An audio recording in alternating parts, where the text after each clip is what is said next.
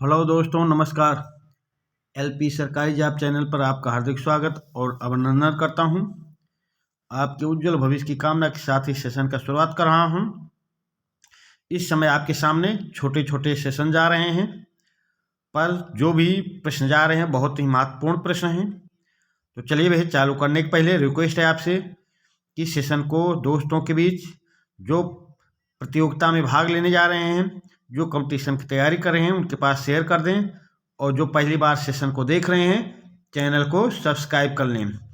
तो चलिए, इस सेशन का पहला प्रश्न यानी कि प्रश्न नंबर 30, क्योंकि सेशन को छोटे छोटे कर दिया हूं तो नंबरिंग वही है।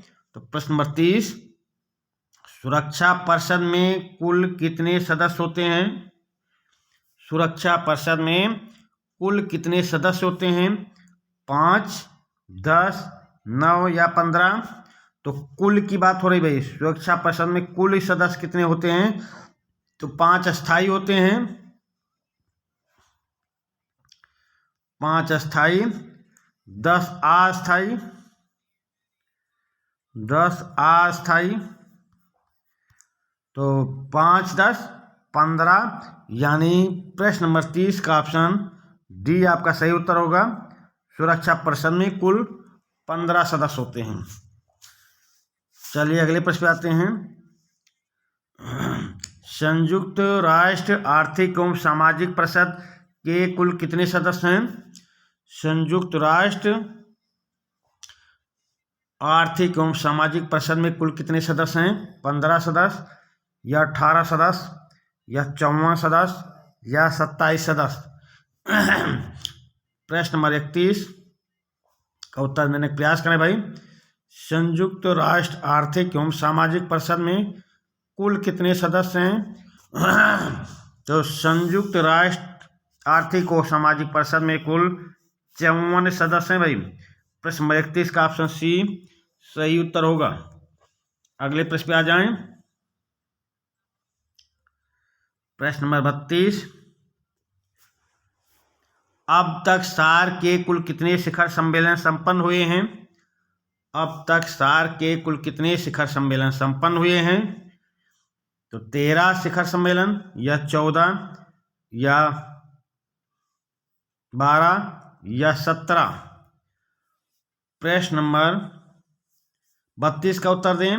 अब तक सार्क के कुल कितने शिखर सम्मेलन संपन्न हुए हैं? तो प्रश्न के अकॉर्डिंग आपको उत्तर बताना रहेगा। तो प्रश्न के अकॉर्डिंग उत्तर रहेगा, अब तक सार्क के कुल कितने शिखर सम्मेलन हुए हैं? तो 17 शिखर सम्मेलन। ये प्रश्न के अकॉर्डिंग आपको बताना रहेगा।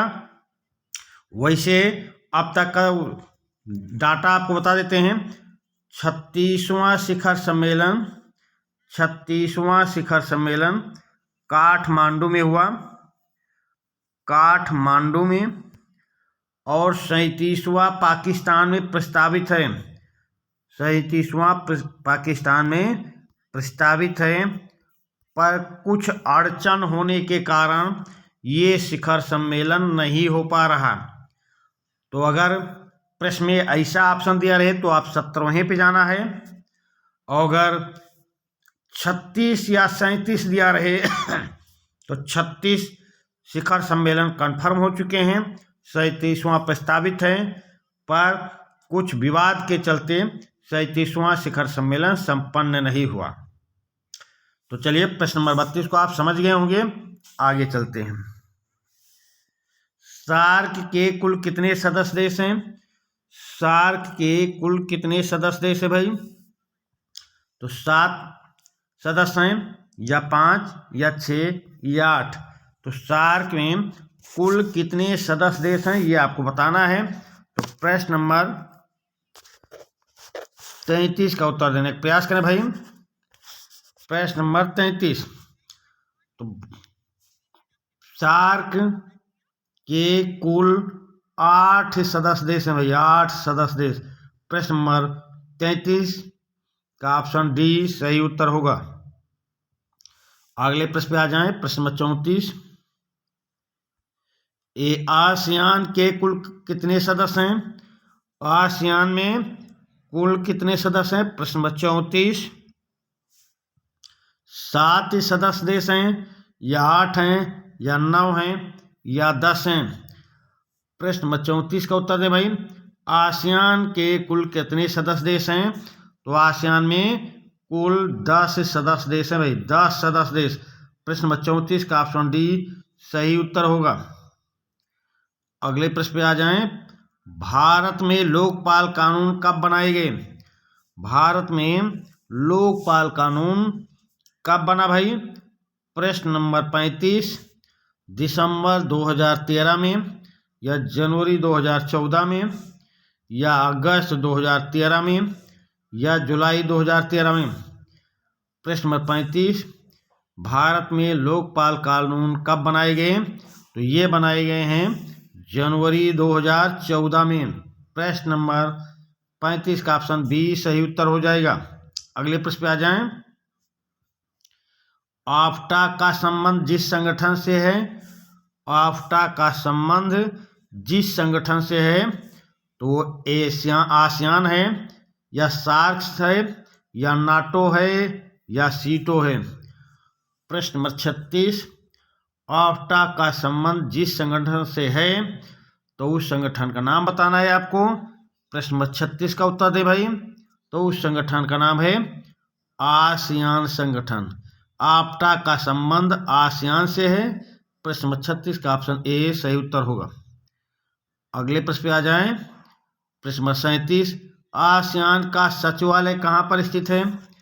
आसियान का सचिवालय जकार्ता में या हनोई में या काठमांडू में या रंगून में?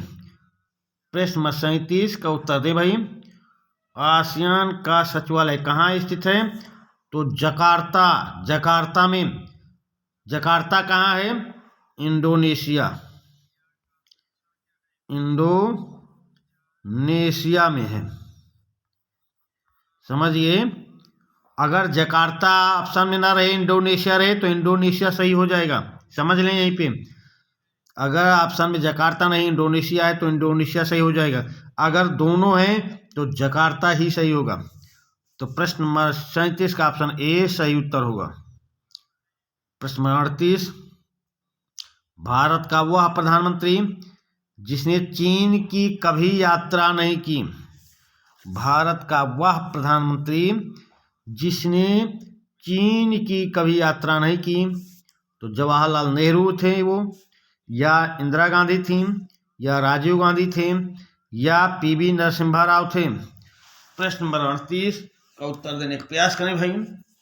भारत का वह प्रधानमंत्री जिसने चीन की कभी यात्रा नहीं की, तो उस प्रधानमंत्री का नाम आपको बताना है। तो वो प्रधानमंत्री हैं श्रीमती इंदिरा गांधी जी। श्रीमती इंदिरा गांधी हैं जो चीन की कभी यात्रा नहीं किया। प्रश्न नंबर 38 का ऑप्शन बी सही उत्तर हो जाएगा। अगले प्रश्न पे आ जाएं। प्रश्न नंबर 39 यह देश दो चट्टानों के बीच खिले हुए फूल के समान है। यह देश दो चट्टानों के बीच, यह देश दो चट्टानों के बीच खिले हुए फूल के समान है। किस देश की ओर संकेत किया गया है? प्रश्न नंबर 39 का उत्तर दें भाई। प्रश्न नंबर 39 तो ये पाकिस्तान की ओर या बांग्लादेश की ओर या श्रीलंका की ओर या नेपाल की ओर?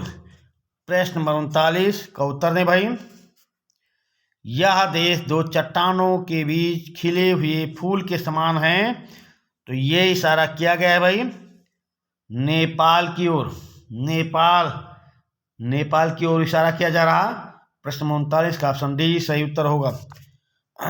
अगले प्रश्न पे आ जाएं।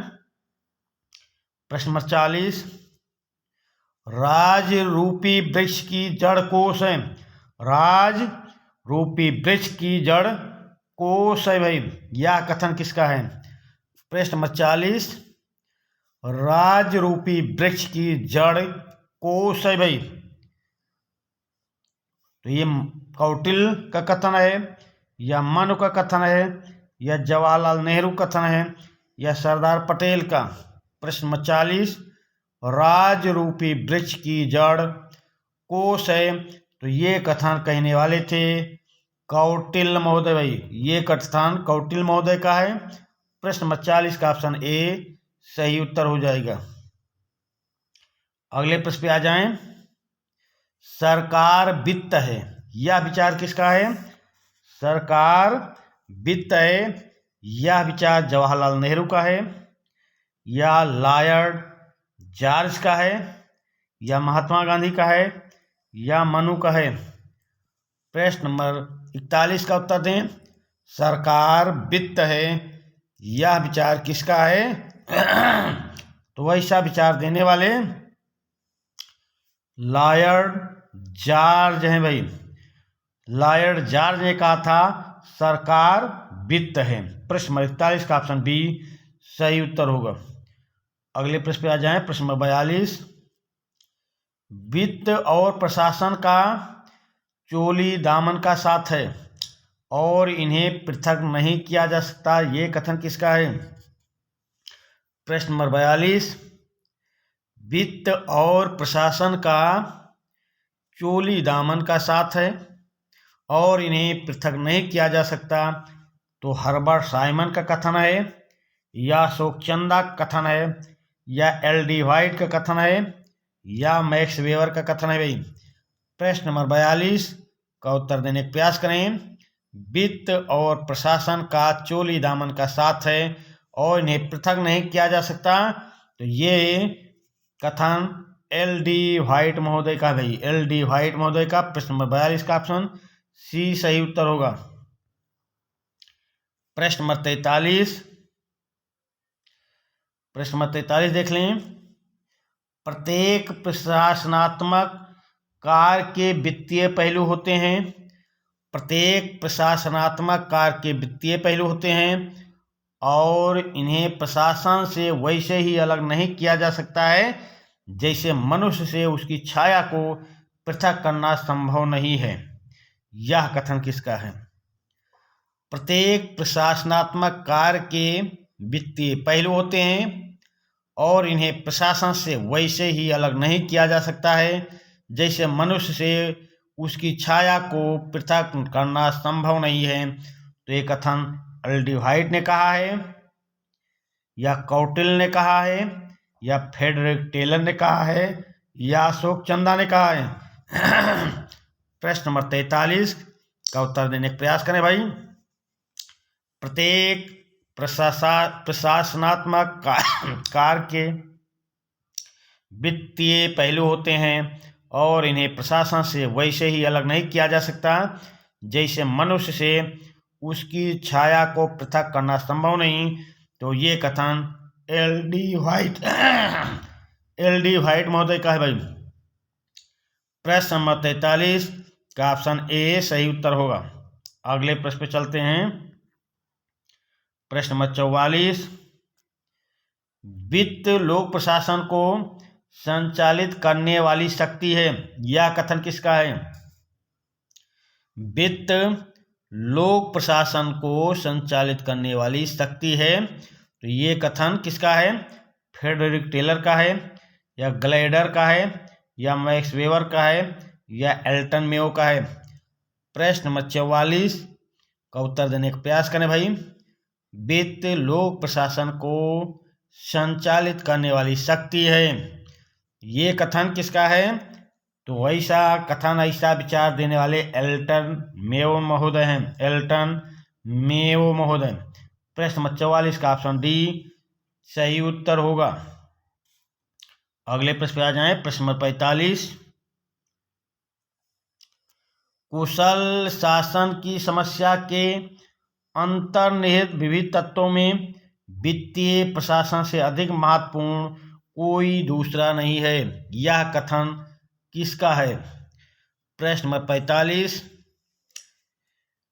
कुशल शासन की समस्या के अंतर्निहित विविध तत्वों में वित्तीय प्रशासन से अधिक महत्वपूर्ण कोई दूसरा नहीं है। तो ये कथन फ्रेडरिक्स का है, या ग्लैडन का है, या एल्टन मेयो का है, या बिलोबी का है? प्रश्न नंबर 45 का उत्तर देने का प्रयास करें भाई। तो बिलोबी महोदय ने कहा है, बिलोबी महोदय कथन है, कुशल शासन की समस्या के अंतर्निहित विविध तत्वों में वित्तीय प्रशासन से अधिक महत्वपूर्ण कोई दूसरा नहीं है। प्रश्न नंबर 45 का ऑप्शन डी सही उत्तर होगा। अगले प्रश्न पे आ जाएं। प्रश्न नंबर 46, निम्नलिखित में से कौन सा कथन सही नहीं है? निम्नलिखित में से कौन सा कथन सही नहीं है? तो ऑप्शन देखते हैं। वित्त प्रशासन का जीवन रक्त है, ये तो भाई सही है। वित्त प्रशासन का दर्शन है, नहीं, ये गलत है। प्रशासनिक इंजन का ईंधन वित्त है, ये सही है। वित्त प्रशासन की चालक शक्ति है, ये सही है। आपसे पूछा जा रहा सही नहीं है, तो ऑप्शन बी सही नहीं है। प्रश्न नंबर 46 का ऑप्शन बी आपका सही उत्तर होगा। अगले प्रश्न पे आ जाएं। प्रश्न नंबर 47, वित्तीय योजना बनाने का कार्य, वित्तीय योजना बनाने का कार्य प्रशासनात्मक कार्य है या विधायन कार्य है या न्यायिक कार्य है या अर्ध न्यायिक कार्य है? प्रश्न नंबर 47 का उत्तर दे भाई। वित्तीय योजना बनाने का कार्य, तो वित्तीय योजना बनाने का कार्य प्रशासनात्मक कार्य है। प्रशासनात्मक कार्य प्रश्न नंबर 47 का ऑप्शन ए सही उत्तर होगा। अगले प्रश्न पे आ जाएं। प्रश्न नंबर 48, प्रशासन पर नियंत्रण इसलिए आवश्यक है ताकि वह, प्रशासन पर नियंत्रण इसलिए आवश्यक है ताकि वह उत्तरदायी बना रहे, निरंकुश न बन सके, संवेदनशील बना रहे या उपर्युक्त सभी। तो प्रश्न नंबर 48 का उत्तर देने का प्रयास करें भाई। प्रशासन पर नियंत्रण इसलिए आवश्यक है ताकि वह उत्तरदायी बना रहे, निरंकुश न बन सके, संवेदनशील बना रहे। आपका उत्तर सही होगा ऑप्शन डी, उपर्युक्त तीनों। चलिए अगले प्रश्न पे आते हैं। प्रश्न नंबर 49, लोकतांत्रिक प्रशासन की विशेषता है, लोकतांत्रिक प्रशासन की विशेषता है, तो भाई क्या विशेषता है? चलिए देखते हैं। जनता के प्रति उत्तरदायी, जनता का प्रशासन पर नियंत्रण, जनता की सेवा की भावना या उपर्युक्त तीनों। प्रश्न नंबर 49, लोकतांत्रिक प्रशासन की विशेषता, तो लोकतांत्रिक प्रशासन की विशेषता है जनता के प्रति उत्तरदायी, जनता का प्रशासन पर नियंत्रण, जनता की सेवा की भावना। ऑप्शन डी सही हो जाएगा, उपर्युक्त तीनों। प्रश्न 49 का ऑप्शन डी सही उत्तर होगा। अगले प्रश्न पे आ जाएं। प्रश्न नंबर 50, स्विट्जरलैंड में प्रशासन पर सर्वाधिक नियंत्रण, स्विट्जरलैंड में प्रशासन पर सर्वाधिक नियंत्रण कार्यपालिका का है या विधायिका का है या मतदाता का है या उपर्युक्त में से किसी का नहीं है? प्रश्न नंबर 50 का उत्तर दें भाई। स्विट्जरलैंड में प्रशासन पर सर्वाधिक नियंत्रण किसका है? तो उत्तर बताने का प्रयास करें भाई। तो स्विट्जरलैंड में प्रशासन पर सर्वाधिक नियंत्रण मतदाता का भाई। प्रश्न नंबर 7, प्रश्न नंबर 50 का ऑप्शन सी सही उत्तर होगा। अगले प्रश्न पे आ जाएं। प्रश्न नंबर 51, ब्रिटेन में प्रशासन पर सर्वाधिक नियंत्रण किसका है? ब्रिटेन में प्रशासन पर सर्वाधिक नियंत्रण मंत्रिमंडल का है या सम्राट का है या संसद का है या न्यायपालिका का है? प्रश्न नंबर 51, ब्रिटेन में प्रशासन पर सर्वाधिक नियंत्रण किसका है? तो ये है संसद का। ब्रिटेन में प्रशासन पर सर्वाधिक नियंत्रण संसद का है। चलिए अगले प्रश्न पे आते हैं। प्रश्न नंबर 52, प्रशासन पर नियंत्रण किसका होता है? प्रशासन पर नियंत्रण किसका होता है? कार्यपालिका का, विधायिका का, न्यायपालिका का या उपर्युक्त तीनों का भाई। प्रश्न नंबर 52 का उत्तर दें। प्रशासन पर नियंत्रण कार्यपालिका का होता है, विधायिका का होता है न्यायपालिका का होता है या उपर्युक्त तीनों का होता है? तो प्रश्न नंबर 52 का ऑप्शन डी आपका सही उत्तर होगा। उपर्युक्त तीनों का नियंत्रण होता है। प्रश्न नंबर 52 में ऑप्शन डी सही उत्तर है। प्रश्न नंबर 53, संसद प्रशासन को निम्नलिखित तरीकों से नियंत्रित करती है। संसद प्रशासन को निम्नलिखित तरीकों से नियंत्रित करती है। प्रश्न पूछना, काम रोको प्रस्ताव, निंदा प्रस्ताव या उपर्युक्त तीनों द्वारा। तो संसद प्रशासन को उपर्युक्त तीनों तरीकों से नियंत्रित करती है भाई। प्रश्न पूछकर भी, काम रोको प्रस्ताव द्वारा भी, निंदा प्रस्ताव द्वारा भी। तो प्रश्न नंबर 53 का ऑप्शन डी सही उत्तर होगा। अगले प्रश्न पे आ जाएं। प्रश्न नंबर 54, प्रश्न प्रशासन पर संसदीय नियंत्रण का तरीका है। क्योंकि प्रश्न नंबर 54 देखें, प्रश्न प्रशासन पर संसदीय नियंत्रण का तरीका है क्योंकि प्रश्नों द्वारा शिकायतें व्यक्त की जाती है। हाँ भाई सही है, प्रश्नों द्वारा शिकायतें व्यक्त की जाती है। विशिष्ट मामलों के संबंध में जानकारी प्राप्त की जाती है, ये भी सही है, विशिष्ट मामलों के संबंध में जानकारी प्राप्त की जाती है। किसी आरोपित अनियमितता के बारे में संबंधित विभाग की आलोचना की जाती है। हाँ ये भी सही है, किसी आरोपित अनियमितता के बारे में संबंधित विभाग की आलोचना की जाती है। तो अगर ये तीनों तरीका है प्रश्न पर संसदीय प्रश्न द्वारा प्रशासन पर संसदीय नियंत्रण का, तो आपका उत्तर क्या सही होगा? Option D.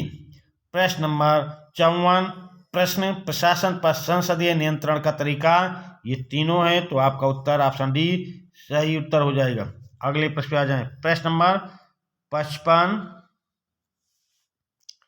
संसद का कौन सा समय लोक कर्मचारियों को अधिक चौकन्ना रखता है? प्रश्न नंबर 55, संसद का कौन सा समय लोक कर्मचारियों को अधिक चौकन्ना रखता है? तो ये प्रश्नकाल या राष्ट्रपति का अभिभाषण या बजट पर बहस या उपर्युक्त में से कोई नहीं। तो संसद का कौन सा समय भाई? तो संसद का प्रश्नकाल, संसद का प्रश्नकाल लोक कर्मचारियों को अधिक चौकन्ना रखता है। प्रश्न नंबर 55 का ऑप्शन ए सही उत्तर होगा। अगले प्रश्न पे आ जाएं। प्रश्न नंबर 56, अफलातून किस चिंतक का अरबी भाषा का विकृत नाम है? अफलातून किस चिंतक का अरबी भाषा का विकृत नाम है? अरस्तु का नाम है या बेंथन का नाम है या प्लेटो का नाम है या हाब्स का नाम है? तो आपको बताना है अफलातून किस विचारक का नाम है। तो यहाँ ये भी समझ लें, अरबी भाषा का विकृत नाम पूछा जा रहा, अरबी भाषा, ये भी ध्यान में रखें, कभी कभार ऐसे प्रश्न भी पूछ लिए जाते हैं। तो अफलातून किस चिंतक का अरबी भाषा का विकृत नाम है? तो वो प्लेटो का नाम है भाई, प्लेटो। प्रश्न नंबर 56 का ऑप्शन सी सही उत्तर होगा। प्रश्न नंबर 57, प्लेटो की अकादमी में किसके अध्ययन पर सर्वाधिक जोर दिया गया था? प्लेटो की अकादमी में सर्वाधिक किसके अध्ययन पर जोर दिया गया है?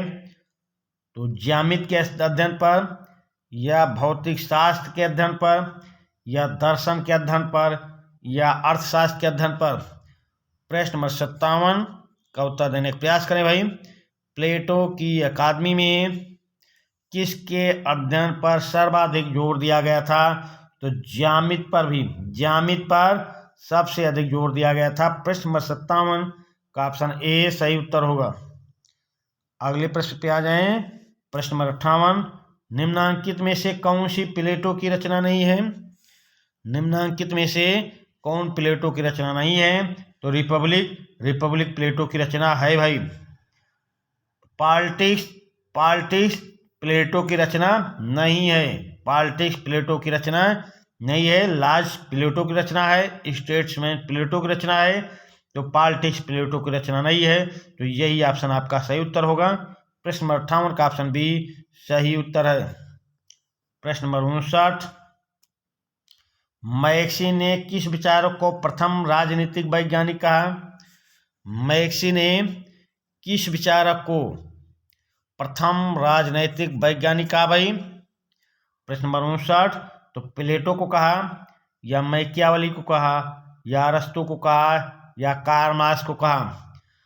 प्रश्न नंबर 59, मैक्सी ने किस विचारक को प्रथम राजनीतिक वैज्ञानिक कहा?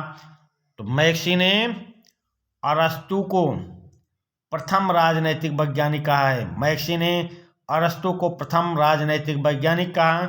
प्रश्न नंबर 59 का ऑप्शन सी सही उत्तर होगा। अगले प्रश्न पे आ जाएं। प्रश्न नंबर 60, मेसिडोनिया के राजा फिलिप ने किसको सिकंदर का शिक्षक नियुक्त किया? मेसिडोनिया के राजा फिलिप ने किसको सिकंदर का शिक्षक नियुक्त किया? प्लेटो को नियुक्त किया, या हाफ्स को नियुक्त किया, या सुकरात को नियुक्त किया, या अरस्तु को? तो प्रश्न नंबर 60 का उत्तर दें भाई। मेसिडोनिया के राजा फिलिप ने किसको सिकंदर का शिक्षक नियुक्त किया था? तो अरस्तु को नियुक्त किया था भाई, अरस्तु को। प्रश्न नंबर 60 का ऑप्शन डी सही उत्तर हो जाएगा। लीशियम की स्थापना किस विचारक ने की? लीशियम की स्थापना किस विचारक ने की? प्लेटो ने की, या अरस्तु ने की, या कार्ल मार्क्स ने की, या जॉन लॉक ने की? प्रश्न नंबर 61 का उत्तर दे भाई। लीशियम की स्थापना किस विचारक ने की? तो लीशियम की स्थापना करने वाले विचारक हैं अरस्तु महोदय। प्रश्न नंबर 61 का ऑप्शन बी सही उत्तर होगा। अगले प्रश्न पे आ जाएं। आधुनिक राज दर्शन का जनक किसे माना जाता है? आधुनिक राज दर्शन का जनक प्लेटो को माना जाता है, या एक्विनास को माना जाता है, या अरस्तु को माना जाता है, या मैकियावली को माना जाता है? प्रश्न नंबर 62 का उत्तर दें भाई। आधुनिक राज दर्शन का जनक किसे माना जाता है? तो आधुनिक राज दर्शन का जनक मैकियावली को माना जाता है भाई। प्रश्न नंबर 62 का ऑप्शन डी सही उत्तर होगा। अगले प्रश्न पे आ जाएं। मैकियावली की महानतम कृति का नाम? तो मैकियावली की पुस्तक का नाम क्या है? लेवियाथन, द प्रिंस, पॉलिटिक्स, या रिपब्लिक, प्रिंस, पॉलिटिक्स, या लेवियाथन? तो भाई सीधा हम आपको उत्तर पे लेके चलते हैं। मैकियावली की महानतम कृति का नाम है द प्रिंस। प्रश्न नंबर 63 का ऑप्शन बी सही उत्तर होगा। अगले प्रश्न पे आ जाएं। प्रश्न नंबर 64। प्रश्न नंबर 64 देख ले भाई। निम्नांकित में से मन स्मृति के संबंध में कौन सा कथन सत्य नहीं है? निम्नांकित में से मन स्मृति के संबंध में कौन सा कथन सही नहीं है? तो चलिए ऑप्शन देखते हैं। चलिए ऑप्शन, प्रश्न नंबर 64 का ऑप्शन देख ले भाई। तो मनु ने राज्य को प्राकृतिक संस्था नहीं माना है। हाँ भाई, मन ने राज्य को प्राकृतिक संस्था नहीं माना है। ऑप्शन बी, मन ने शासक के दिव्य गुणों को उसके दायित्वों के रूप में परिभाषित करके शासक से उसके पालन की अपेक्षा की है। मनुस्मृति में ये उल्लेख है। ऑप्शन सी, मनु के अनुसार राज्य की उत्पत्ति प्रजा की सुरक्षा व कल्याण को सुनिश्चित करने के लिए हुई है। ये भी मन के बारे में, मनुस्मृति के बारे में सही है। अब ऑप्शन डी, मन ने राज्य के लिए जिस दिव्यता का संकेत किया है वह शासक की निरंकुश शक्ति को स्थापित करती है। नहीं, निरंकुश शासक को या निरंकुश शक्ति की स्थापना नहीं करती है, ऐसा कुछ नहीं लिखा है। मनुस्मृति के बारे में ये गलत लिखा है। तो उत्तर आपका क्या सही हो जाएगा? प्रश्न नंबर 64 का ऑप्शन डी सही उत्तर होगा। अगले प्रश्न पे आ जाएं। प्रश्न नंबर 65। प्रश्न नंबर 65 देखें भाई। मन के अनुसार द्वैधी भाव का तात्पर्य क्या है?